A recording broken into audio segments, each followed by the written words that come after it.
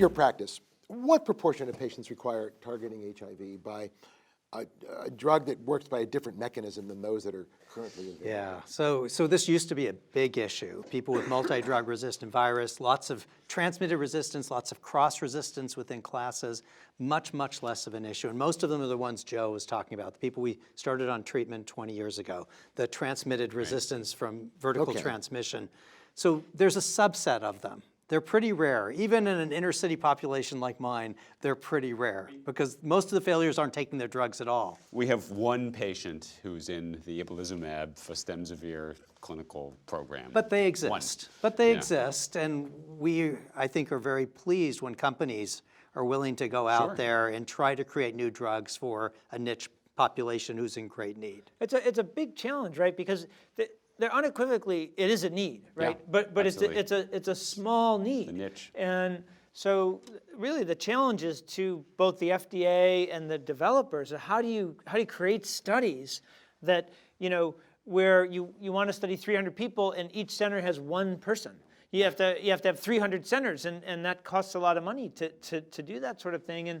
And again, in the early 2000s, the people who failed with lots of drug resistance were actually our very adherent people that somehow stayed alive when they took AZT and then D4T, then Indinavir, and they stayed alive. So some of those studies, like the benchmark study and the power study, patients actually did really well because they were really adherent people. Even though they had lots of resistance, they had lots of resistance because they were adherent. Now it's the other way around. Now these people that have, multi-drug resistant virus, some of them are people that have a really hard time adhering to therapy. A lot of them are congenitally acquired HIV. Right, yeah, these adolescents that have been through kind of poor formulations and The other challenge is incentivizing companies right, to invest in developing these drugs for a small patient population. Well, the one that I was poking around at was this fostemsavir. I mean, only because when I looked at it, not as an ID person and not as an HIV person, entirely new mechanism. Which in my unfiltered way, untutored way, seems to say, gee, if it's a different mechanism, it has a chance for these multi-drug resistant people. Yeah, I mean, that's what saved the lives of so many people was the new mechanism, integrase, right? That was what really got these men and women through the mid-2000s.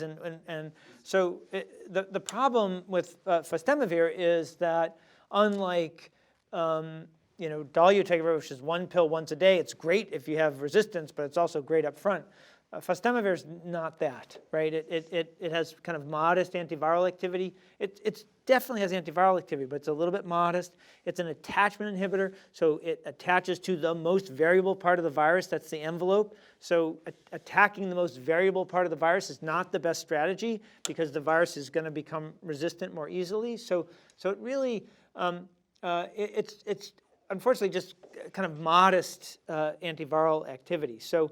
And it probably will need to be given twice a day, which makes it a little bit tougher. But we need it. There will be people that need it. Yeah. It won't be that many. We need more than one new drug in one new class because a lot of these people have resistance to the protease inhibitors, have resistance to the NNRTIs, the integrase inhibitors. So it's not just having one new drug. You have to combine that with some other drugs that have some activity. But again, that can be a challenge. This is a drug that attacks the virus, not the cell, not replication inside the cell. That's why it's a different class. Am I right about that? It blocks attachment. So obviously HIV has to bind to the CD4 molecule, then touch one of the chemokine receptors and get inside the cell. By binding to the virus, it actually blocks binding to the CD4 molecule.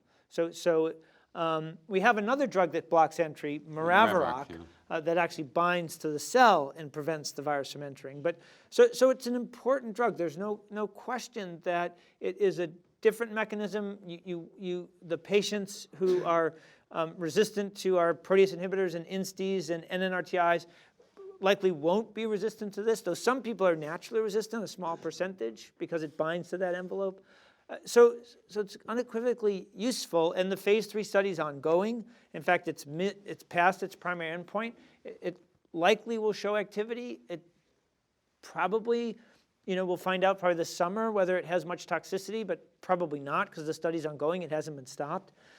So it will be available. The issue is it'll be available for a small subset of people. But where do you And see then the there's potential? this other drug, ibalizumab, Right. which actually targets the CD4, the Again, an cell. entry inhibitor. Another Okay. blocks entry, a completely different mechanism. And that's also in fairly advanced stages of development. Right. So we do have two new Would drugs those two with drugs two have been mechanisms of complementary, action. perhaps? Might be. Because they have two different pathways? It's possible. Yeah, in all likelihood to meet some of the needs Ian was talking about, Yeah, where we can't just that's- add one drug to people who have a lot of other resistance. They're going to need two. But ibalizumab is an infusion. Okay. An infusion right now. It's not a pill. So that makes it challenging. And they're Definitely. working on it, formulating it, so maybe it can be an injection, but right now, Yeah. it's an infusion. So here we go with compliance again. Oh, yeah, yeah. absolutely. And cost and But it occurs to me that what we're logistics. looking at are drugs for multiply resistant or heavily resistant patients. Because you've been telling me that most of these drugs for most of the patients work really Right. well. So this is a very small subset of the people with HIV in the United States. But it's- it's a needy subset. So. I mean, that subset, they're running out of time, they're running out of Right. drugs, right? Yeah, absolutely. Yeah. Clock is ticking on these people. Yeah, no, I have a guy who's been on ibalizumab now for 6 years with tipranavir, drug we never use, and Maraviroc, another drug we almost never use. And, he's hoping this drug will get approved because what's he going to do if it doesn't get approved? So tell me about the potential here. I mean, it's very small, but it occurs to me that as we treat more and more people with more and more drugs, we're going to see more and more resistance. Actually not true. Not true. No, Why not? No, because it turns out that the antidote to resistance is virologic suppression.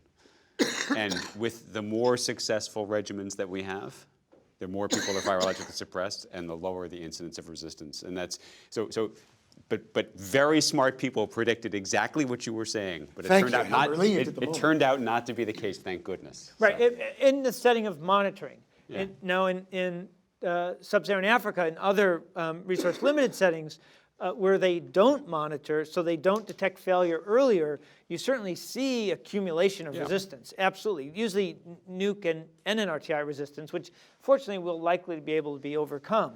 But monitoring is an important part of it. So we talked about spacing out monitoring, Yeah. but we would never get rid of viral load monitoring.